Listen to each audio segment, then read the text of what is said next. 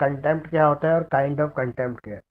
जो rights and duties हमने advocate की पढ़ी थी अगेंस्ट द कोर्ट, वही कंटेम्प्ट होता है। अगर वो अपनी ड्यूटी को फॉलो ना करे, जो उसके राइट एंड ड्यूटीज है अगेंस्ट द कोर्ट, उन ड्यूटीज को फॉलो ना करे, तो वही कंटेम्प्ट ऑफ कोर्ट होता है। तो कंटेम्प्ट ऑफ कोर्ट बेसिकली दो तरह का है, एक सिविल कंटेम्प्ट है और एक क्रिमिनल कंटेम्प्ट है। तो सिविल कंटेम्प्ट की को बात करेंगे तो कौन सा कंटेम्प्ट होता है सिविल, बताइए एक बार।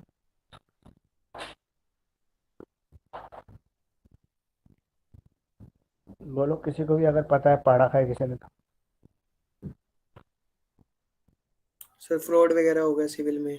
नहीं नहीं, सिविल में तो वो फ्रॉड वाली तो अलग बीट है, ये हम कंटेम्प्ट ऑफ कोर्ट, कोर्ट की अवमानना की बात कर रहे हैं। तो सर कोर्ट की कोई डिसीजन कोई ऑर्डर हम्म कोर्ट की को डिग्री नहीं सर। मानना, वो सिविल कंटेम्प्ट होता है सर। हाँ, मतलब कोर्ट का किसी ऑर्डर, किसी जजमेंट को, किसी डिक्री को फॉलो ना करना, वो सिविल कंटेम्प्ट है। अगर हम बोर्ड बात करें क्रिमिनल कंटेम्प्ट ऑफ कोर्ट की, तो कोर्ट का मर्डर तो करेंगे नहीं हम, जो क्रिमिनल में आएगा। तो कोर्ट का कैसे होगा क्रिमिनल कंटेम्प्ट? सर उसका उल्लंघन करना, ऑफेंस करना तो। नहीं, मिसबिहेवियर करना कोर्ट में, yes sir. Offensive language use करना, ठीक है, जज की रिस्पेक्ट में कुछ वैसा काम कर देना, मतलब डिसरिस्पेक्ट करना, वो जैसे ऊंची आवाज में बात करना मजिस्ट्रेट से, इस तरह की जो चीजें होती हैं वो क्रिमिनल कंटेम्प्ट में चली जाती है। देखो, क्रिमिनल कंटेम्प्ट बेसिकली क्या होता है, बॉडीली जब इंजर्ड होती है, लेकिन यहाँ पे तो क्रिमिनल में तो बॉडी इंजर्ड तो आएगा नहीं, क्योंकि आप जज की पिटाई तो करोगे नहीं। आप क्या करोगे, मिसबिहेव करोगे, हार्श लैंग्वेज यूज करोगे, ऑफेंसिव लैंग्वेज यूज करोगे, वो सब क्रिमिनल में चला जाएगा। लेकिन अगर नॉर्मल आपने कोर्ट का सिर्फ ऑर्डर फॉलो नहीं किया, तो वो भी कंटेम्प्ट ऑफ कोर्ट है, उसे सिविल कंटेम्प्ट कहते हैं। दोनों ही कंडीशन में कोर्ट आपको सजा दे सकती है। ठीक है, अब अगर हम बात करें कौन कौन से कंटेंट हो सकते हैं और उसके पीछे क्या रीजन है, तो इसके इंग्रेडिएंट्स क्या हो सकते हैं। विलफुल डिसअबॉर्ड, जब आपने जानबूझ के कोर्ट के ऑर्डर को ना माना हो, आपके नॉलेज में हो ऑर्डर और आपने ना माना, तब डिसअबॉर्डेंस होगा। अगर आपको पता ही ना हो, फॉर एग्जाम्पल, एक कोर्ट का ऑर्डर था मिस्टर राम के अगेंस्ट निकला, और पुलिस वाला उस संबंध को लेके गया, वो राम के मोहल्ले में पहुंचा, लेकिन राम नहीं मिल पाया उसको, किसी ने बताया नहीं राम का कौन सा घर है, तो वो ऑर्डर वापस लेके कोर्ट आ गया। तो वो राम को जब ऑर्डर मिला ही नहीं, तो वो डिसअपॉइंट कैसे होगा, वो कंटेंट में जाएगा ही नहीं। क्यों? क्योंकि उसको पता ही नहीं है वो ऑर्डर। तो ऐसे को हम क्या कहेंगे, नॉलेज ऑफ ऑर्डर, यानी कि नॉलेज थी नहीं उसको। जब नॉलेज नहीं होगी तो कंटेंट नहीं होगा। लेकिन अगर राम को ऑर्डर डिलीवर हो गया और कोर्ट ने बोला 30 तारीख को आपको कोर्ट में पेश होना है, 30 जनवरी, और वो 30 जनवरी को फिर कोर्ट नहीं आता है बिना किसी वैलिड रीजन के, जानबूझ के वो ऐसा करता है, तो वो डिसअपॉइंटेंस कहलाएगा, यानी कि कंटेम्प्ट ऑफ कोर्ट कहलाएगा। तो डेलिबरेट डिसऑबेंस है, जानबूझ के कोर्ट की बात को ना मानना, इंटेंशनली ऐसा डिसरिस्पेक्ट करना। पब्लिकेशन, कोई ऐसी चीज पब्लिश करना जो कोर्ट के मान सम्मान को हानि पहुंचाती हो, ये भी आपका डिसरिस्पेक्ट ऑफ कोर्ट ही होता है, कंटेम्प्ट ऑफ कोर्ट ही होता है।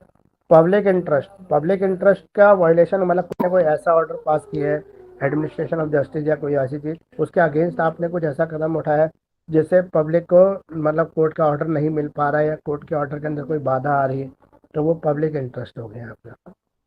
अगर हम इसके एग्जाम्पल की बात करें तो वही है, जैसे डिसअवॉइडेंस करना और कोर्ट की डिक्री को, ऑर्डर को ना मानना, वो सिविल कंटेम्प्ट में चला जाता है। अगर आप डिसरिस्पेक्ट करते हैं, मिसबिहेव करते हैं कोर्ट के अंदर, तो वो क्रिमिनल कंटेंट में चला जाता है। कोई स्कैंडलाइज कर दिया आपने कोर्ट के खिलाफ, ठीक है, कोई ऐसी स्टेटमेंट पास कर दी जहाँ पे आपने कोर्ट को क्रिटिसाइज किया हो, कोर्ट के जस्टिस सिस्टम को क्रिटिसाइज किया हो, किसी पर्टिकुलर मजिस्ट्रेट के ऊपर कोई पर्सनल अटैक किया हो, तो आपके खिलाफ कंटेम्प्ट ऑफ कोर्ट बन जाएगा।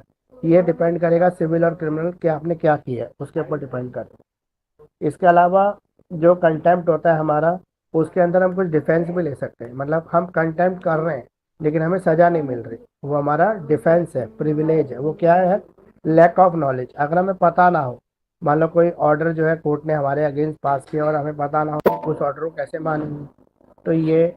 उसके बाद इम्पॉसिबिलिटी ऑफ कंप्लाइंस, इम्पॉसिबिलिटी का मतलब है उस ऑर्डर को पूरा ही करना इम्पॉसिबल हो। कोर्ट ने कुछ ऐसा ऑर्डर दे दिया हो जो इम्पॉसिबल हो उसको पूरा करना, तब भी आप डिफेंस ले सकते हैं। ठीक है, एब्सेंस ऑफ विलफुलनेस, यानी कि आपने जानबूझ के ऐसा ना किया हो, आपको पता ना हो, आपकी अज्ञानता के वश, या आप उसको समझ नहीं पाए, लेकिन आप उसको प्रूव करोगे जब। या आपके फ्रीडम ऑफ स्पीच को रोकने के लिए कोई ऐसी ऑर्डर कोर्ट ने पास कर दिया, तो भी आप उसको ना मानो, क्योंकि आपका right to freedom of speech and expression जो है वो फंडामेंटल राइट है। तो इसलिए कोर्ट भी उसको वायलेट नहीं कर सकती। ठीक है, ये इसलिए आप उसके अगेंस्ट भी जो है वो जा सकते हैं, मतलब बोल सकते हैं, बोलने की आज़ादी को कोर्ट भी नहीं छीन सकती आप। तो अगर कोई भी आप कंटेम्प्ट करते हैं कोर्ट का, तो उसके लिए आपको सज़ा मिल सकती है। और अब जो ये ऑफेंडर्स होते हैं जो कंटेम्प्ट करते हैं कोर्ट का, ये कौन कौन लोग हो सकते हैं? तो कोर्ट का ऑफेंड करने वाले, कंटेम्प्ट करने वाले वही लोग होते हैं जिनको कोर्ट से काम पड़ता है। जैसे पार्टीज, जो केस के अंदर पार्टी होती है, जिनको ऑर्डर दे रही है कोर्ट, या जो कोर्ट के अंदर जो पेश हो रहे हैं, जो पेटिशनर है, रिस्पोंडेंट है, वो सब लोग कोर्ट का डिसअवॉइडेंस कर सकते हैं। या कोर्ट्स के जो अटॉर्नीज होते हैं वो भी डिसरिस्पेक्टफुल बिहेवियर कर सकते हैं। कोई विटनेस है जो कोर्ट में विटनेस देने के लिए आया है, वो कर सकता है। कोई पब्लिक मेंबर है जिसको कोर्ट से कोई वास्ता पड़ रहा है, कोई कोई मतलब कोई लीगल प्रोसीडिंग से वो जुड़ा हुआ है या किसी और तरीके से, वो कर सकता है। कोई मीडिया ऑर्गेनाइजेशन कर सकती है, कोई भी खबर अगर कोर्ट की कोई मतलब छाप रही है तो उसमें वो डिसअवॉइडेंस कर सकते हैं, इस तरह का। ठीक है, होते कौन कौन से हैं? सिविल और क्रिमिनल दो तरह के होते हैं। दोनों मैंने आपको समझा दिए कि सिविल क्या होता है, क्रिमिनल क्या होता है। अब कंटेम्प्ट ऑफ कोर्ट करने के लिए क्या सज़ा हो सकती है, इसके रेमेडीज़ क्या है? तो इसके रेमेडीज में पहला क्या है कि जो कंटेम्पनर है, जिसने कंटेम्प्ट ऑफ कोर्ट किया, उसको जेल हो सकती है, उसके ऊपर फाइन लगाया जा सकता है। ठीक है, उसकी विड्रॉ की जा सकती है उसकी प्रोसीडिंग को। ठीक है, वो मतलब अगर उसको बचना है इस चीज़ से तो माफ़ी मांग सकता है कोर्ट से, अपोलोगाइज कर सकता है। ठीक है, और कंपनसेशन कर सकता है, कंपेंसेटरी कॉस्ट, उसके ऊपर कॉस्ट लगाती है कोर्ट। कई बार आपने देखा होगा कुछ वकील जो होते हैं वो डेट पर डेट लेते थे, कोर्ट क्या करती है, फाइन लगा देती है, कॉस्ट लगा देती है। तो कॉस्ट लगाना भी एक तरह से यही है, कंटेम्प्ट ऑफ कोर्ट से बचना। विद होल्डिंग ऑफ बेनिफिट, कोई बेनिफिट उसको मिलने वाला है, उसको कोर्ट होल्ड करके देती है। ठीक है, कोई भी ऐसी पब्लिकेशन जो मीडिया करती है, तो उस मीडिया के अगेंस्ट प्रोसीडिंग शुरू हो सकती है। Suspension of disbursement of attorney, कोई अटॉर्नी अगर ऐसा काम करता है तो अटॉर्नी को जो है निकाल सकते हैं, उसकी पोस्ट से हटा सकते हैं। ठीक है, इसके अलावा अगर किसी के खिलाफ भी कोई एक्शन लेना है तो उसका एक पूरा प्रोसेस है। प्रोसेस क्या है? उसको नोटिस इशू किया जाता है, उसको डिफेंस देने का मौका दिया जाता है, अपनी सफाई पेश करने का मौका दिया जाता है, लीगल रिप्रेजेंटेशन चलता है उसकी तरफ से, एविडेंस पेश किए जाते हैं। अगर एविडेंस पेश करने के बाद उसको सज़ा मिल जाती है, उसको दोषी पाया जाता है, तो वो राइट टू अपील कर सकता है, अपील पे जाने की भी पावर है उसके पास।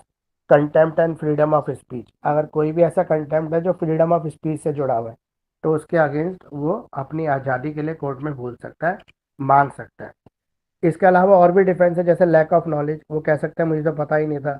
इम्पॉसिबिलिटी ऑफ कंप्लाइंस, अगर किसी भी जो कंटेम्प्ट है, मतलब कोर्ट ने कोई ऐसा ऑर्डर दिया हो जिसको पूरा करना ही इम्पॉसिबल हो, तो भी वो इस चीज़ के लिए माफ़ी मांग सकता है, कोर्ट से बोल सकता है कि इस काम को करना इम्पॉसिबल है, इसको परफॉर्म करना।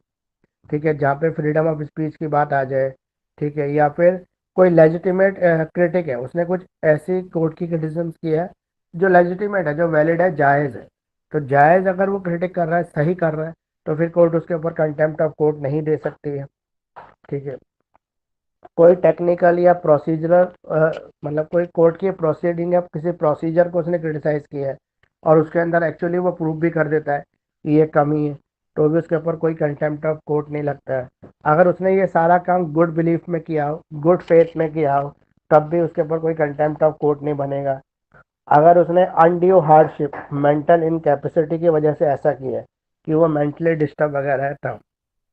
अब जो सिविल कंटेम्प्ट होते हैं उसकी हम बात करें तो यही जो हमने पीछे पढ़े, सेम यही रीजन इसमें भी आ जाएंगे, जैसे knowledge, willful disobedience, ability to comply, अब है intent to disobey, signify the allegation, ये सब इसमें भी आ जाएंगे सिविल के अंदर भी।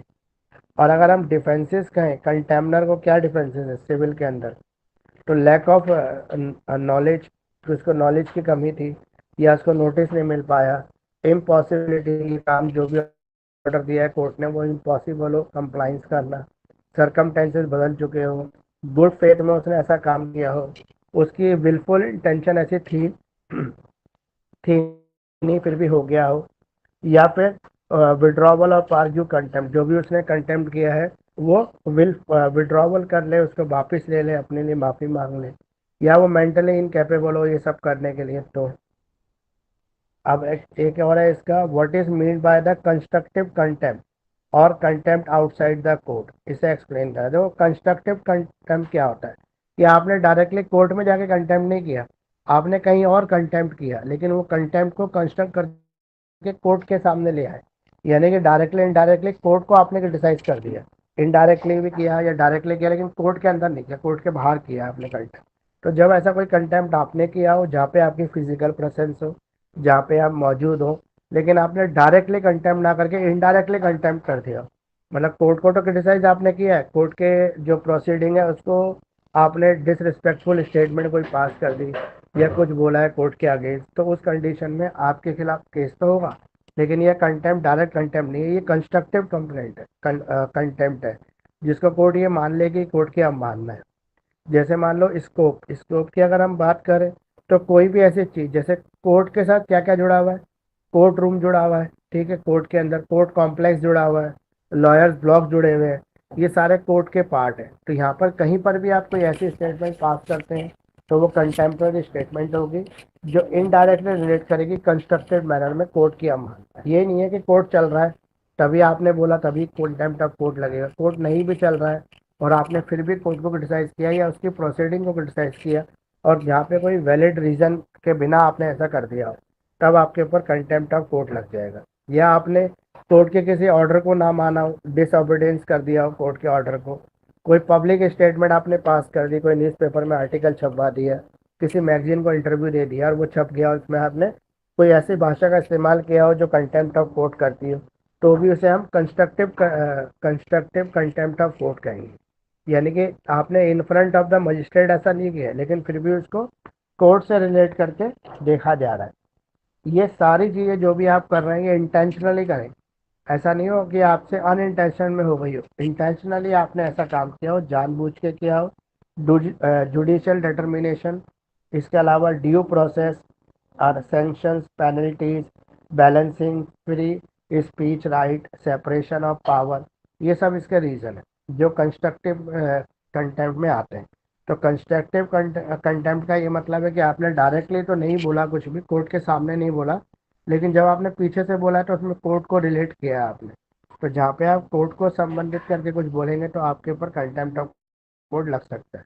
अब jurisdictions of the high court और supreme court regarding the contempt of court, तो हाई कोर्ट या हम सुप्रीम कोर्ट की बात करें तो उसमें हमारा कंटेम्प्ट ऑफ कोर्ट कब हो सकता है, तो हमारे जो कॉन्स्टिट्यूशनल प्रोविजंस है जहाँ पे हमने हाई कोर्ट को और सुप्रीम कोर्ट को कुछ पावर दे रखी है, आर्टिकल 215 हाई कोर्ट के लिए, आर्टिकल 129 सुप्रीम कोर्ट के लिए। यहाँ पे हमने ऐसे व्यक्ति को कंटेम्प्ट ऑफ कोर्ट की पावर सॉरी पनिशमेंट डिसाइड कर रखी है जो सुप्रीम कोर्ट की या हाई कोर्ट की अवमानना करता है, उसका कंटेम्प्ट करता है, यानी कि उसके सम्मान में, उसकी प्रतिष्ठा में हानि पहुंचाता है। तो इसमें हम लोग क्या क्या कंटेम्प्ट देखेंगे, हाई कोर्ट और सुप्रीम कोर्ट के देखें तो सिविल और क्रिमिनल कंटेम्प्ट हो सकते हैं, जो मैंने पीछे आपको बताया। सिविल कंटेम्प्ट होते हैं कोर्ट के ऑर्डर को ना मानना, कोर्ट ने किसी तरह की प्रोसीडिंग के लिए आपको बुलाया है लेकिन आपने उस प्रोसीडिंग को फॉलो नहीं किया है, वो सब इसके अंदर आ सकता है। अगर हम क्रिमिनल की बात करें तो क्रिमिनल और क्रिमिनल जो कंटेम्प्ट है हमारा, उसमें हम मिसबिहेवियर, हमने कोर्ट के अंदर मिसबिहेवियर किया है, ठीक है, कोर्ट की किसी ऑर्डर को, प्रोसीडिंग को हमने पब्लिकली क्रिटिसाइज कर दिया, किसी न्यूज़पेपर के अंदर अपनी स्पीच आर्टिकल के थ्रू क्रिटिसाइज किया, तो वो क्रिमिनल में आ जाता है। तो हम बात करें टेरिटोरियल जुरिडिक्शंस की, तो हाई कोर्ट के टेरिटोरियल जुरिडिक्शंस क्या है, जो भी मैटर है जो हाई कोर्ट से जुड़े हुए हैं, अगर किसी भी हाई कोर्ट से जुड़े हुए मैटर को आपने क्रिटिसाइज किया है तो आपके ऊपर हाई कोर्ट का कंटेम्प्ट ऑफ कोर्ट लग जाएगा। अगर आपने वही मैटर सुप्रीम कोर्ट के जुडिक्शन से जुड़े हुए हैं, सुप्रीम कोर्ट में कुछ प्रोसीडिंग चल रही, कोई कार्रवाई चल रही और आपने उसके ऊपर कुछ एलिगेशन जो अनऑथराइज एलिगेशन है, बिना किसी प्रूफ के आपने कोई ऐसे एलिगेशन लगा दी, तो वो सुप्रीम कोर्ट की कंटेम्प्ट ऑफ कोर्ट कहलाता है। तो यहाँ पे पावर जो है वो दोनों की अलग अलग है, सुप्रीम कोर्ट और हाई कोर्ट की। अब हम बात करते हैं अपील एंड जुरिडिक्शन की, तो अपील एंड जुरिडिक्शन हमारे यहाँ पे क्या है, डिस्ट्रिक्ट कोर्ट में कोई भी केस अगर आपका डिसीजन आया, फेवरेबल अनफेवरेबल कुछ भी आया है, तो आप उसको चैलेंज कर सकते हैं, कहाँ पर जाके, हाई कोर्ट के अंदर चैलेंज कर सकते हैं। हाई कोर्ट के बाद अपील एंड कोर्ट क्या है, सुप्रीम कोर्ट है। तो उसी तरह से ये जो है आपका कंटेम्प्ट ऑफ कोर्ट है, इनकी अपील एंड कोर्ट भी है, हाई कोर्ट और सुप्रीम कोर्ट। मान लो डिस्ट्रिक्ट कोर्ट का कंटेम्प्ट ऑफ कोर्ट आपके ऊपर लगा हुआ है, आपने डिस्ट्रिक्ट कोर्ट में अपनी सफाई दी लेकिन डिस्ट्रिक्ट कोर्ट ने माना नहीं, आपको पनिशमेंट दे दी, तो आप उसकी अपील लेके हाई कोर्ट चले जाएंगे, हाई कोर्ट में भी कुछ नहीं हुआ तो आप सुप्रीम कोर्ट चले जाएंगे। देखिए दोनों अपीलेंट कोर्ट है इस मामले में भी, कंटेम्प्ट ऑफ कोर्ट वाले मामले में। अब पब्लिक इंटरेस्ट लिटिगेशन पीआईएल, तो हाई कोर्ट सुप्रीम कोर्ट के अंदर आप पीआईएल भी फाइल कर सकते हैं। पीआईएल नॉर्मली उन मैटर से जुड़ी होती है जो पब्लिक इंटरेस्ट के होते हैं, जिसमें डायरेक्टली पब्लिक का इंटरेस्ट जुड़ा होता है। पब्लिक का मतलब क्या है, तो पब्लिक के डेफिनेशन में इसने बताया है कि for example majority of houses, majority of family उसके अंदर आती है। फॉर एग्जांपल एक इलाके के अंदर 100 फैमिली रहती है, तो उसमें से अगर 25 फैमिली भी इसके लिए तैयार है पब्लिक इंटरेस्ट लिटिगेशन फाइल करने के, तो फाइल हो जाएगी। लेकिन उसी इलाके में अगर 1000 परिवार रहते हैं और केवल 20 परिवार इसको उठा रहे हैं तो नहीं चलेगा, क्योंकि कम से कम 25% उसको सपोर्ट करते हो, यानी कि 200 घर या 250 घर जब तक सपोर्ट नहीं करेंगे तब तक वो पब्लिक इंटरेस्ट लिटिगेशन नहीं बनेगी, या फिर उससे इफेक्ट होते हो डायरेक्टली इनडायरेक्टली कोर्ट ये मान ले कि हाँ इससे इफेक्टेड होते हैं। फॉर एग्जांपल मान लो कुछ बच्चे आपने देखा भीख मांग रहे हैं सड़क पर रेड लाइट पर, तो आपको बड़ा दया आई उनके ऊपर, तो आपने एक पब्लिक इंटरेस्ट लिटिगेशन फाइल कर दी एज एन एडवोकेट कि भाई जो बच्चे ये बैगर हैं जो सड़कों पर भीख मांगते हैं इनके रिहेबिलिटेशन की एक पॉलिसी आनी चाहिए। तो कोर्ट इसको तुरंत एक्सेप्ट कर लेगा। क्यों? क्योंकि ऐसे बच्चे एक रेड लाइट पे नहीं, सभी रेड लाइट पे पूरे इंडिया के अंदर है, तो यानी कि एक मेजोरिटी ऑफ पार्ट को ये रिप्रेजेंट कर रहे हैं, इसलिए तुरंत ले लेगा। फॉर एग्जाम्पल मान लो आपके घर के सामने एक पेड़ है और उस पेड़ को किसी ने काट दिया, तो यहाँ पे पब्लिक इंटरेस्ट लिटिगेशन जो है वो भी फाइल हो जाएगी। क्यों फाइल हो जाए? पेड़ तो एक है लेकिन वैसे ही प्रकृति जो है, इन्वायरमेंट जो है उसको प्रोटेक्शन करना है। लेकिन अगर आपके पर्सनल घर में पानी नहीं आ रहा है और आप उसको लेके पीआईएल फाइल कर दो, तो फिर कोर्ट उसको एक्सेप्ट नहीं करेगी, फिर कोर्ट कहेगी इसको सिविल केस में ले जाओ, ये आपका पर्सनल मैटर है, ये पीआईएल के अंदर फाइल नहीं हो सकता। लेकिन अगर आपके इलाके के अंदर ही पानी नहीं आ रहा, आपके मोहल्ले में ही पानी नहीं आ रहा, फिर आप दिल्ली जल बोर्ड के अगेंस्ट अगर केस करना चाहते हैं तो आप इजीली उसको कर लेंगे। क्यों कर लेंगे? क्योंकि कोर्ट उसको ले लेगी, क्योंकि वो कैसा मैटर हो गया, वो पब्लिक इंटरेस्ट का मैटर हो गया। तो पब्लिक इंटरेस्ट का मतलब यह डिफाइन करना है, एक आंकड़े से तो मुश्किल है कि 100 घर, 2 घर, 50 घर, लेकिन 1/4 जो वहाँ के रेजिडेंट्स है अगर वो सपोर्ट उससे अफेक्टेड हो या उसको सपोर्ट करते हैं तो पीआईएल फाइल हो सकती है। तो ये थर्ड क्वेश्चन जो है ना कंटेम्प्ट ऑफ कोर्ट का, या तो आप राइट एंड ड्यूटीज आपने पहले से अगर राइट एंड ड्यूटीज याद कर रखे, right and duties of advocate against the court, court के अगेंस्ट जो राइट एंड ड्यूटीज है कोर्ट एडवोकेट के, उसी को अगर वायलेट कर दे, वो उसी का वायलेशन कर दे तो वो कंटेम्प्ट ऑफ कोर्ट बन जाएगा। तो वो याद कर लो या ये याद कर लो, बात एक ही है। अब अगला क्वेश्चन है इसमें, बार बेंच रिलेशंस क्या होते हैं? तो बार का मतलब क्या होता है और बेंच का मतलब क्या होता है, ये बताइए। बार क्या है और बेंच क्या है? सर यहाँ पर बार का मतलब एडवोकेट से होता है और बेंच का मतलब जजेस। जुडिशरी। तो बार का मतलब है जो भी लॉयर्स हैं, एडवोकेट्स हैं, वो बार हो गए, और बेंच मतलब जुडिशरी हो गई, जजेस और मजिस्ट्रेट्स हो गए। ठीक है, district magistrate, sub divisional magistrate, magistrate, ठीक है, और सेशनल जजेस, ये सब हो गए इसके अंदर। तो ये सब क्या है? बेंच है। तो बार और बेंच के रिलेशन से ही जुडिशरी चलती है। बार और बेंच दोनों एक दूसरे को सपोर्ट करेंगे तभी तो जुडिशरी ठीक से चलेगी। तो दोनों को एक दूसरे को सहयोग करना चाहिए for the sake of law, law के लिए, लॉ के डेवलपमेंट के लिए, लॉ के प्रिजर्वेशन के लिए, इन सब के लिए इनको कोऑर्डिनेशन करना चाहिए आपस में, बार और बेंच के। दोनों की एक दूसरे के प्रति रिस्पॉन्सिबिलिटीज हैं जो पूरी होनी चाहिए। अब रोल क्या क्या है देखो, अगर हम बात करें एडवोकेट की, तो एडवोकेट क्या है? इम्पोर्टेंट पिलर है जस्टिस का। बिना वकील के न्याय नहीं मिल सकता है। अगर हम बोले खाली जज ही न्याय दे देंगे तो ये पॉसिबल नहीं है, क्योंकि लीगल को रिप्रेजेंट करने के लिए एडवोकेट होना जरूरी है। तो लीगल रिप्रेजेंटेशन का मतलब है जो क्लाइंट है उसकी जो भी फीलिंग्स है, जो उसकी इच्छाएं हैं, जो उसकी मांग है, डिमांड है, उसको रिप्रेजेंट करने का काम एडवोकेट करता है। तो इसलिए एडवोकेट जस्टिस का इम्पॉर्टेंट पार्ट है। अगर हम बात करते हैं लीगल एडवाइजर्स की, तो लीगल एडवाइजर वो लोग होते हैं जो डायरेक्टली एडवोकेट का रोल तो प्ले नहीं करते, लेकिन उन्होंने भी लॉ की पढ़ाई की होती है और ये एडवाइस करने का काम करते हैं लीगली क्या चीज़ करेक्ट है। ये कंपनीज के अंदर होते हैं, नॉर्मली कॉर्पोरेट सेक्टर में होते हैं, बिजनेस सेक्टर में होते हैं, और कई बार इंडिविजुअल काउंसलर्स भी होते हैं जो इंडिविजुअल एडवाइस देते हैं किसी पर्टिकुलर मैटर के अंदर। गार्जियन ऑफ राइट, अगर हम बात कर रहे हैं एडवोकेट की या बात कर रहे हैं हम बेंच की, बार या बेंच की, तो ये गार्जियन ऑफ राइट्स है। ये राइट्स को किसके राइट्स को प्रोटेक्ट कर रहे हैं? सिटीजन्स के राइट।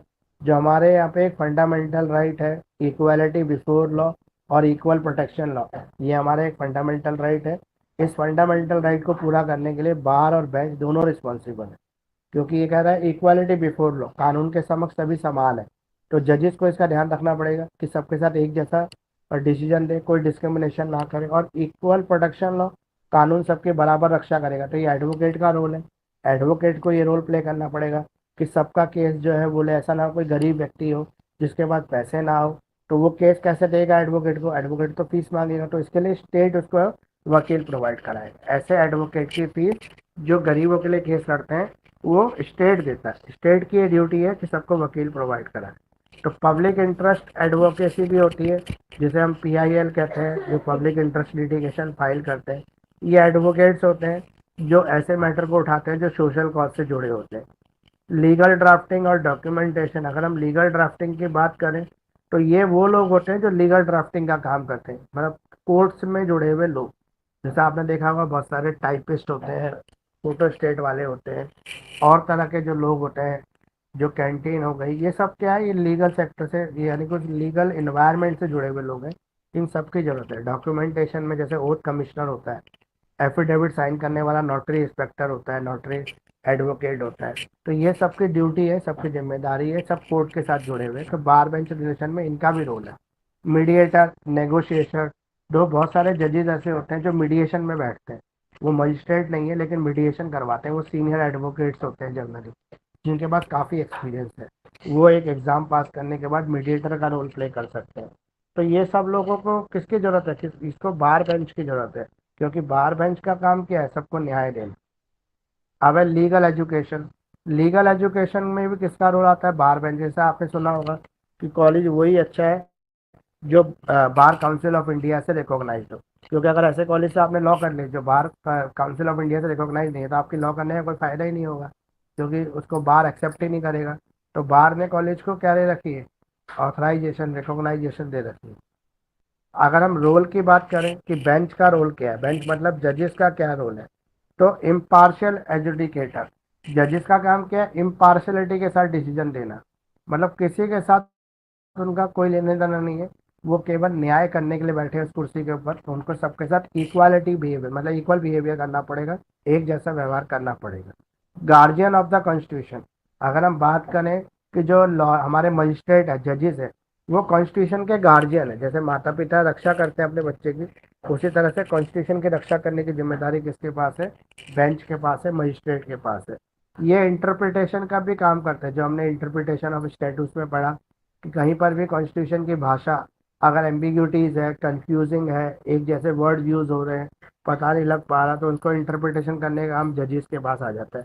फिर जजेस उसको बताते हैं कि ये लॉ क्या और किस सेंस में बनाया गया था, क्यों बनाया गया था। अब है preserve of the judicial independence.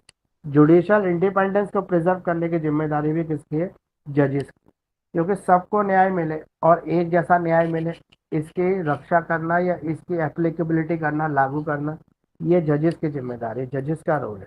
Legal policies को डेवलप करना, ये भी जज करेंगे। एजुकेटर्स इन लॉ, लॉ के अंदर एजुकेटर्स पैदा करना, क्योंकि देखो बहुत सारे सेमिनार्स होते हैं, बहुत सारे जो है असेंबलीज होते हैं जिसमें मजिस्ट्रेट्स आते हैं और किसी एक पर्टिकुलर पीनल एक्ट के ऊपर डिस्कस करते हैं एडवोकेट के साथ। तो वो सब क्या कर रहे हैं, वो लीगल एजुकेटर्स हैं जो लॉ की एजुकेशन दे रहे हैं अपने सबॉर्डिनेट्स को, अपने जूनियर्स को। अब और भी इसके अंदर है डायनामिक्स ऑफ इंटरेक्शंस, जैसे adversarial system, professionalism, court room etiquettes और legal precedent, advocacy skill, legal interpretation, clarification, case preparation, legal research, ये सब बेंच के साथ जुड़ी हुई चीज़ें। अब इसमें तो बहुत सारे पॉइंट मैंने लिख दिए, आप इतने सारे पॉइंट्स को मत याद करना, आप इसके सिर्फ 10 पॉइंट बना लेना। 10 पॉइंट बेंच के और 10 पॉइंट बार के, जो जरूरी है बार बेंच रिलेशंस के लिए, वो 10-10 पॉइंट दोनों की तरफ से बना लेना, ठीक है। और दोनों की तरफ से देखोगे तो सिमिलर पॉइंट्स भी आपको काफ़ी मिल जाएंगे इसके अंदर। जैसे फेयर एजुडिकेशन, ये दोनों की रिस्पॉन्सिबिलिटी है। चेक एंड बैलेंसेस, ये भी दोनों की जिम्मेदारी हो जाती है। Legal evaluation, access of justice, ये दोनों पक्ष में आ सकता है, आप चाहे जजेस की तरफ से लिख दो, चाहे आप एडवोकेट की साइड से लिख दो। कॉन्फ्लिक्ट रेजोल्यूशन, कोई भी कॉन्फ्लिक्ट ऑफ इंटरेस्ट होता है तो उसको रिजॉल्व करने की ड्यूटी दोनों की है, बार की भी है और बेंच की भी। ठीक है, तो ये बार बेंच रिलेशंस में आप एक काम ये करना है इसके आंसर में, 10 जिम्मेदारियां रिस्पॉन्सिबिलिटीज बार की तरफ से, 10 जिम्मेदारी रिस्पॉन्सिबिलिटी आपकी बेंच की तरफ से, उन दोनों को साथ लिख देना और फिर ऐसे फैक्टर्स लिख देना जो दोनों के बीच में रिलेशनशिप मेंटेन करते हैं। तो ये आपका टोटल आंसर इस तरह से तैयार हो जाएगा। अगला क्वेश्चन नंबर जो 5 है वो कह रहा है आपको development of legal profession in India, India के अंदर किस तरीके से लीगल प्रोफेशनल डेवलप हुआ है ये बताना है आपको, इसके नेचर और इम्पोर्टेंस भी बताना है। अगर हम लीगल प्रोफेशन की बात करें तो लीगल प्रोफेशन का मतलब है एडवोकेसी करना, यानी कि वकालत करना, या फिर लीगल एडवाइज़र बन जाना, काउंसलर बन जाना। ये सब किस में आता है, आपका लीगल प्रोफेशंस में आता है। जैसे कंपनियों के अंदर लीगल एडवाइजर्स होते हैं, वो सब भी इसी के अंदर जुड़े हुए होते हैं, वो भी लॉ की एजुकेशन लेते हैं। तो लीगल प्रोफेशंस के लिए आपको क्या क्या चाहिए, सर्विस ओरिएंटेड, मतलब आपकी सोच जो है लीगल प्रोफेशन से अगर जुड़ी हुई है तो सर्विस ओरिएंटेड होनी चाहिए। लॉयर जो है वो क्या प्रोवाइड करेंगे, लीगल असिस्टेंट प्रोवाइड करेंगे, रिप्रेजेंटेशन प्रोवाइड करेंगे और एडवाइस करेंगे इंडिविजुअल को, बिजनेस ऑर्गेनाइजेशन को। इसके अलावा ये है advisory and advocacy role, guardianship right, problem solver, ethical stewards और diverse specialization, counselling and guidance, continuous learning. ये जितने भी पॉइंट हैं आपको इसको मिला के कुछ 5 पॉइंट के आसपास आप याद कर लेना, ज़्यादा पॉइंट की इसमें ज़रूरत नहीं पड़ेगी आपको। अब लीगल प्रोफेशन का इम्पोर्टेंस क्या है, क्यों लीगल प्रोफेशन होना जरूरी है, प्रोफेशनल्स होना क्यों जरूरी है। तो पहली बात, एक्सेस ऑफ जस्टिस, अगर लीगल प्रोफेशनल होंगे तभी सबको न्याय मिल पाएगा। प्रोटेक्शन ऑफ राइट, जो राइट्स हैं ऑर्डनरी सिटीजन्स के, उन राइट्स को प्रोटेक्ट करने की जिम्मेदारी भी किसके पास है, प्रोफेशनल्स के पास है, ये लीगल एक्सपर्ट्स के पास है, वकीलों के पास है। फॉर एग्जाम्पल आपके किसी फंडामेंटल राइट्स का वायलेशन हो रहा है तो आप सुप्रीम कोर्ट जाओगे तो कैसे जाओगे, किसी एडवोकेट के थ्रू ही रिप्रेजेंट करोगे अपने पक्ष को। ठीक है, रूल्स ऑफ लॉ, लॉ के रूल्स को फॉलो करवाना, उनको इम्प्लीमेंट करना, ये जिम्मेदारी भी इसी की है। अब है लीगल सर्टेनिटी और प्रेडिक्टेबिलिटी, तो लीगल सर्टेनिटी जो है या लीगल जो प्रेडिक्टेबिलिटी है वो करना, ये भी किसकी रिस्पॉन्सिबिलिटीज है आपकी, ये एडवोकेट और बेंच दोनों की रिस्पॉन्सिबिलिटी। कॉन्फ्लिक्ट रेजोल्यूशन, कोई भी कॉन्फ्लिक्ट हो जाए उसको सॉल्व करना। सोशल जस्टिस, कॉर्पोरेट गवर्नेंस, ये सब इसकी है। अगर हम इंडिया की बात करें तो इंडिया में किस तरह से लीगल प्रोफेशन डेवलप हुआ है, तो अगर हम हिस्ट्री की बात करें तो हमारा जो लीगल प्रोफेशन है वो 1774 से शुरू हुआ था कलकत्ता से, जब ब्रिटिशर्स ने पहली बार जो है यहाँ पे लॉ की फॉर्मल एजुकेशन शुरू की थी, तब से ये शुरू हुआ यहाँ पे लीगल एजुकेशन। लीगल एजुकेशन की बात करें तो पहला लॉ कॉलेज जब इंडिया में बना तो वो कब बना, 1791 में बना पहला लॉ कॉलेज इंडिया का। और ऐसे और भी जो लीगल एजुकेशन इंस्टीट्यूशन थे वो बिफोर फ्रीडम बन गए थे, मतलब आज़ादी से पहले बन चुके थे। और जो हमारा एडवोकेट एक्ट आया वो 1961 में आया, जब हमें ये महसूस किया कि बहुत सारी डिस्कम्युनिटीज़ हैं, बहुत सारी प्रॉब्लम्स हैं बार बेंच के रिलेशंस की, उनको दूर करने के लिए एक प्रॉपर एक्ट होना चाहिए। प्रोफेशनल रेगुलेशंस की बात करें तो प्रोफेशनल जो होते हैं, जो एडवोकेट्स हैं, उनको रेगुलेट करने के लिए, उनको टाइम टू टाइम जो है चेक करने के लिए वो ठीक से काम कर रहे हैं कि नहीं कर रहे, ये सब के लिए जो है एक रेगुलेशन बोर्ड होना चाहिए। अब है role of constitutional education, public interest litigation, इसमें भी पब्लिक इंटरेस्ट लिटिगेशन आएगा क्योंकि लॉयर्स ही इसको फाइल करते हैं पब्लिक इंटरेस्ट लिटिगेशन को, जहाँ पे उनको जस्टिस चाहिए होता है मैनेजमेंट ग्रुप के लिए। अब ग्लोबलाइजेशन एंड कॉर्पोरेट लॉ, अगर हम कॉर्पोरेट लॉ की बात करें तो ये कॉम्प्लेक्सिटी को, लीगल मैटर को, specially in the corporate international law, Indian legal professionals have adopted to these changes. Technological और लीगल प्रैक्टिस, जो आजकल टेक्नोलॉजी है वो लीगल प्रैक्टिस में भी एंटर कर गई है। अब जो हमारे जो, जैसे अब हमें गूगल पे सर्च कर ले कोई भी सेक्शन, तुरंत निकल के आ जाएगा उसका आंसर। ठीक है, इसी तरह से online case management, virtual court proceeding, technology has change efficiency and accessibility in the legal proceeding. Social justice advocacy, सामाजिक न्याय और सामाजिक व्यवस्था को बनाए रखने के लिए भी जरूरी हो गया है। इसके चैलेंजेस बात करें, क्या चैलेंजेस सामने, तो एक्सेस टू जस्टिस, सबको जस्टिस दिलाना, ये चैलेंज है। Legal educational quality, gender representation, ethical conduct और टेक्नोलॉजी इंस्टाग्राम सॉरी इंटीग्रेशन और legal aid and pro bono services. अब क्वेश्चन नंबर 6 है आपका, जो हमारा कॉन्स्टिट्यूशन है बार काउंसिल ऑफ इंडिया, वो बताइए वो कैसे बना है, बार काउंसिल ऑफ इंडिया का गठन क्या है, वो किस तरह से गठित किया गया है। तो बार काउंसिल जो है वो एक स्टैट्यूटरी बॉडी है जो कॉन्स्टिट्यूट हुई थी एडवोकेट एक्ट 1961 के अंदर। यहाँ पे जो सबसे ऊपर की एपेक्स रेगुलेटरी अथॉरिटी है जो लीगल प्रोफेशन को डील करती है, लीगल एजुकेशन को डील करती है, वो क्या है, constitution of the bar council of India is detailed in the Advocacy Act, which provides for establishment, composition, power, and functions of the bar relations. अब है establishment and the legal framework. इसको establish कैसे करेंगे, मतलब जो हमारा ये bar council of India है कैसे established है। तो बार काउंसिल ऑफ इंडिया जो है एडवोकेट एक्ट 1961 के अंदर बना है। इसकी स्थापना हुई थी 15 मई 1961 को।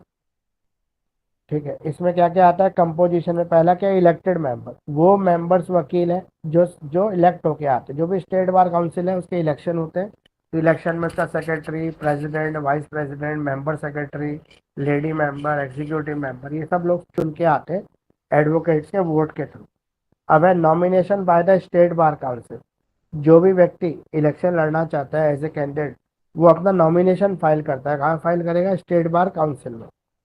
एक्स ऑफिस मेंबर की बात करें तो attorney general of India, solicitor general of India, ये इसके एक्स ऑफिसर मेंबर है बार काउंसिल के।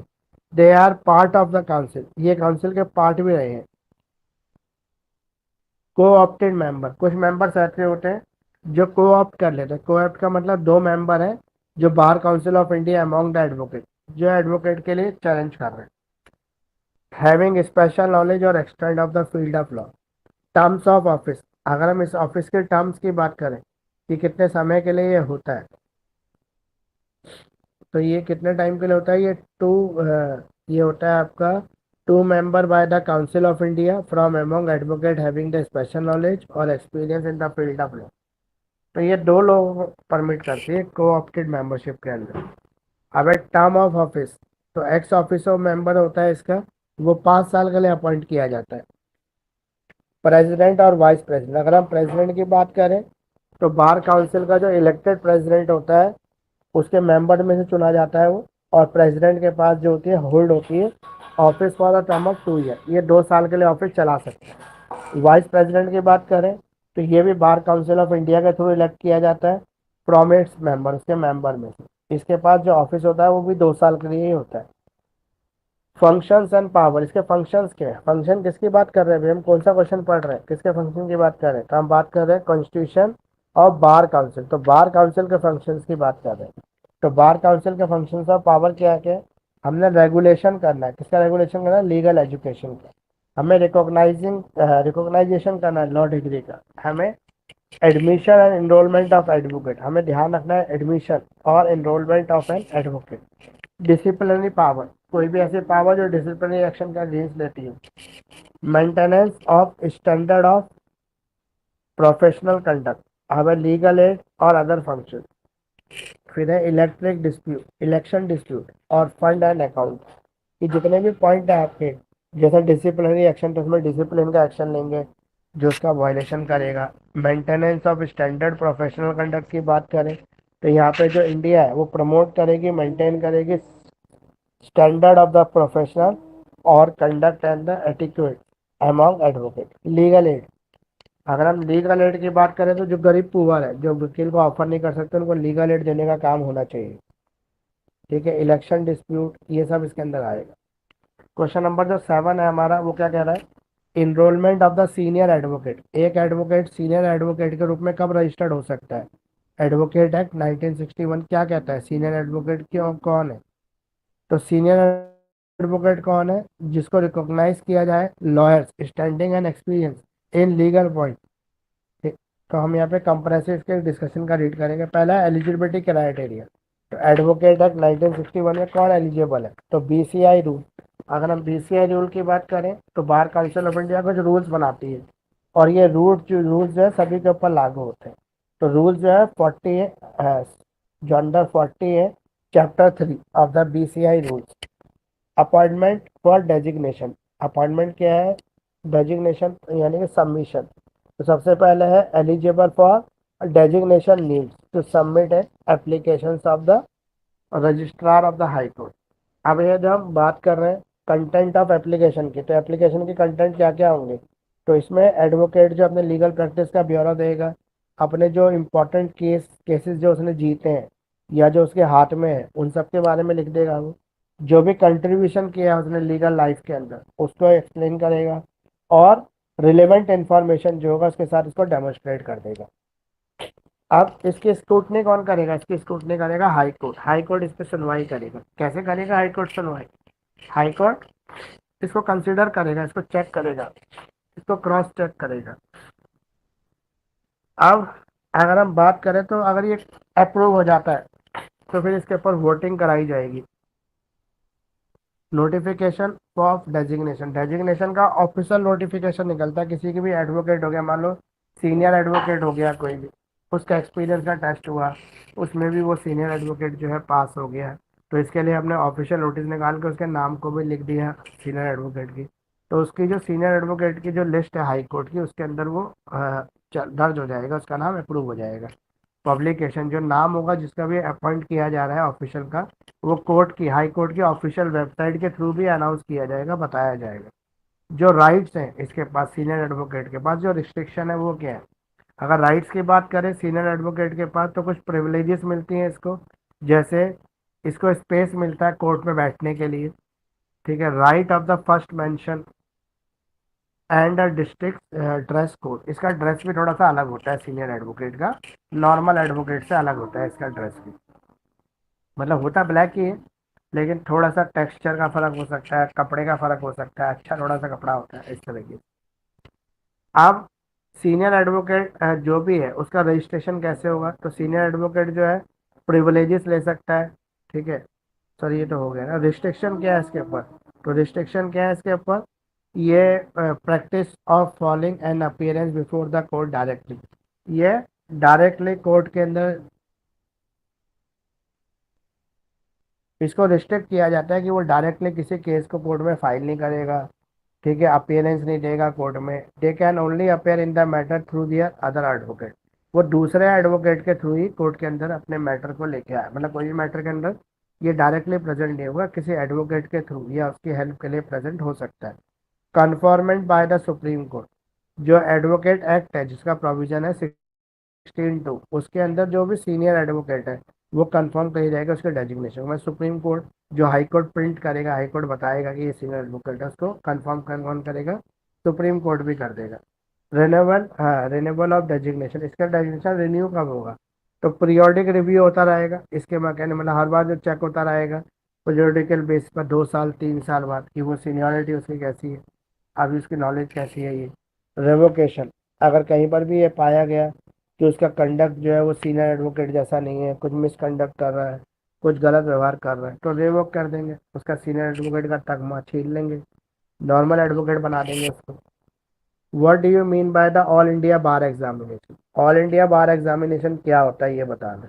तो ऑल इंडिया बार एग्जामिनेशन की बात करें तो जब आप एक जनरल रजिस्ट्रेशन करा लेते हैं एडवोकेट का, तो एक कंडीशन है कि आपको ऑल इंडिया बार एग्जामिनेशन पास करना होगा 1 साल के अंदर, शायद 2 साल के अंदर पास करना होगा, ऐसा प्रोविज़न है।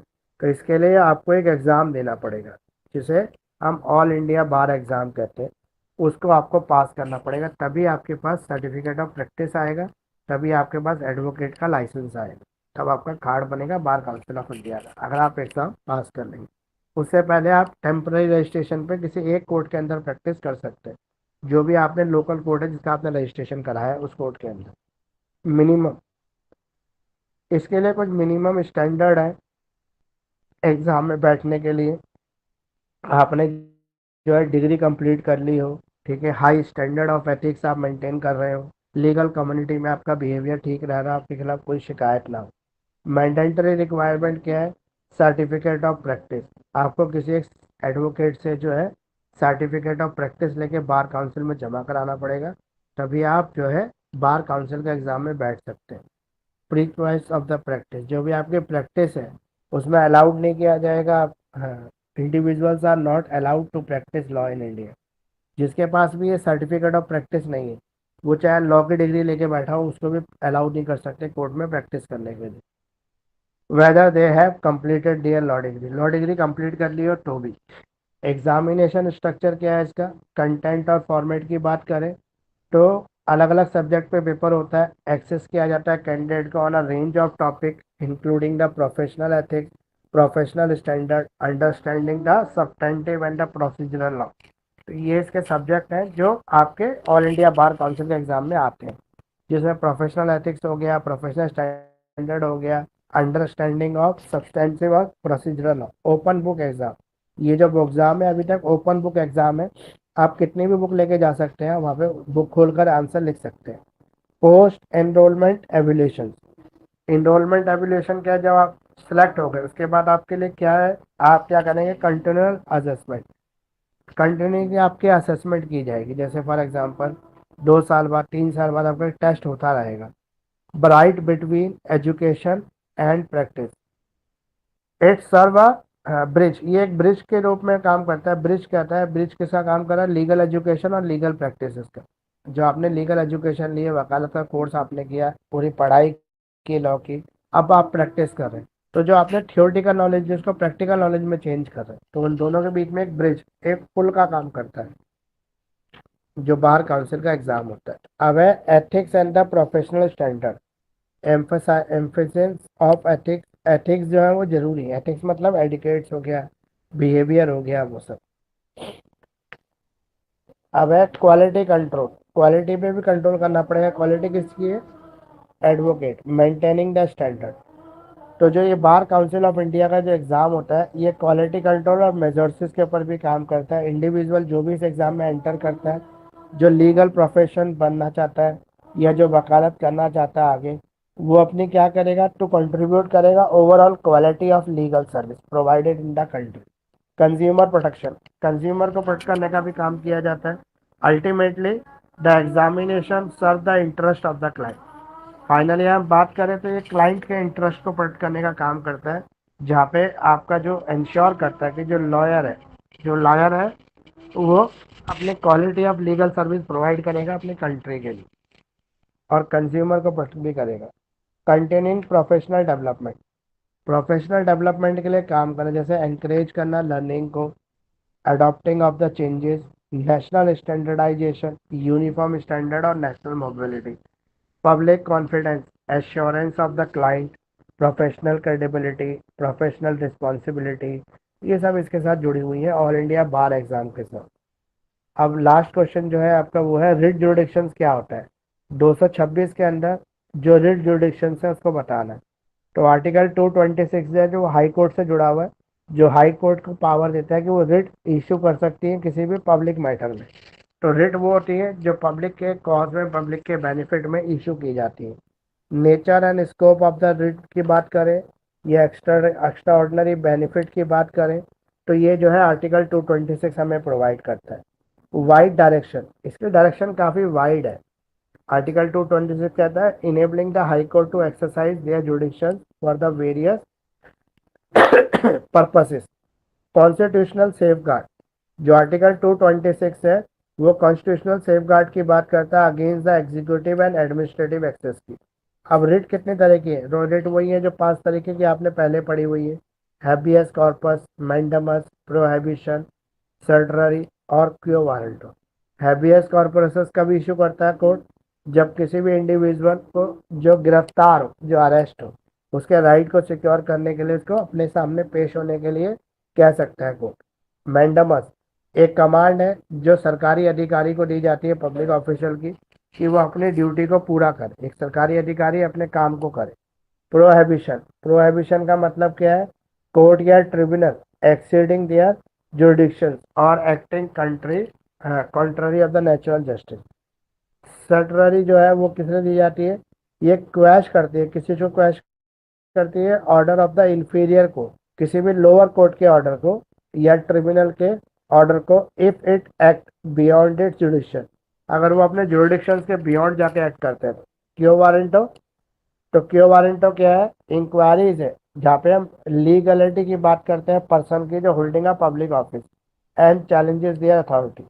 ग्राउंड्स एंड रिट्स, इस रिट्स के ग्राउंड क्या क्या है? वायलेशन ऑफ फंडामेंटल राइट्स को वायलेट करना, administrative awareness, judicial error, latest cases. इसके अंदर कुछ लेटेस्ट केसेस भी है जो आया आपका के S पुट्टा Swami versus union of India. जो पुट्टा स्वामी वाला केस था वो आर्टिकल 220 से जुड़ा हुआ है, जो पब्लिक इंटरेस्ट लिटिगेशन को बताता है हाई कोर्ट से जोड़कर। यहाँ पे राइट टू प्राइवेसी आता है, यहाँ पे राइट टू प्राइवेसी जो हमारा फंडामेंटल राइट्स है आर्टिकल 21 के अंदर, वो अगर कहीं पर भी वायलेट होता है तो सिटीजन जो है उसके लिए मतलब constitutional remedy against unwanted instruction. एक है Neeraj Singh Johar versus union of India. इस केस के अंदर आर्टिकल 32 है सुप्रीम कोर्ट का, struck down the section 376 of the Indian penal code, जो डिटरमाइन करता है आपके काउंसिल्स को जो homosexual act between the adult के साथ होमोसेक्सुअल एक्ट में इन्वॉल्व थे। राघव टांका वर्सेस सुखराम, इसके अंदर दिल्ली हाई कोर्ट ने जुरिडिक्शन से बोला कि रिट जुरिडिक्शन पास करते हुए डायरेक्शन दिया immediate release of the undertrial prisoner, यानी कि जिसको आपने बंद रखा हुआ उसको तुरंत रिलीज दे दे, तुरंत आज़ाद कर दे। तो maximum sentence for the offence he was accused of, क्योंकि मैक्सिमम जितनी भी उसकी पनिशमेंट हो सकती थी वो ऑलरेडी उसको बियर कर चुका है, पूरी तरह से भोग चुका है। कुछ इसके लीडिंग केस है, लीडिंग केस मैंने बहुत सारे लिखे हैं इसके अंदर उसके, यानी करीबन 10 लीडिंग केस है। तो आप सारे लीडिंग केस तो मत करना, लेकिन 2-3 तो का ही लेना। जैसे 2-3 केस प्रोफेशनल मिसकंडक्ट के कर दिए आपने, 2-3 केस आपने कंटेम्प्ट ऑफ कोर्ट के कर लिए, तो कहीं भी क्वेश्चन में फिट करने का मौका मिले तो वहाँ पे इसको फिट कर दो। कुछ केसेस आपने कर लिए एडवोकेट एक्ट से जुड़े हुए, 1961 से जुड़े हुए। तो ये 2-3 केस कर लेना, एग्जाम में कहीं ना कहीं आपको मौका मिल जाएगा इसको फिट करने का। और कुछ आपके डाउट है तो वो पूछ लो एक बार। वैसे तो ये कोर्ट से जुड़ा हुआ सब्जेक्ट है, कोर्ट, एडवोकेट, बार बेंच रिलेशन, इन्हीं से जुड़ा हुआ सब्जेक्ट है और इन्हीं से जुड़ के आपको करना है, तो बहुत ज़्यादा डिफिकल्ट नहीं है। अगर आप सिर्फ rights and duties of advocate कर लेंगे तो भी आपका ये अधिकतर चीज़ें कवर हो ही जाती हैं उसके अंदर। जो एडवोकेट की ड्यूटी है ना क्लाइंट के लिए, कोर्ट के लिए और फेलो एडवोकेट्स के लिए, सीनियर एडवोकेट्स के लिए, वो सारी आपको करनी है। सारी ड्यूटीज़ कर लोगे तो वही सब पूरा सिलेबस ही कवर हो जाता है उसके अंदर लगभग लगभग। कोई और आपके डाउट कोई पूछ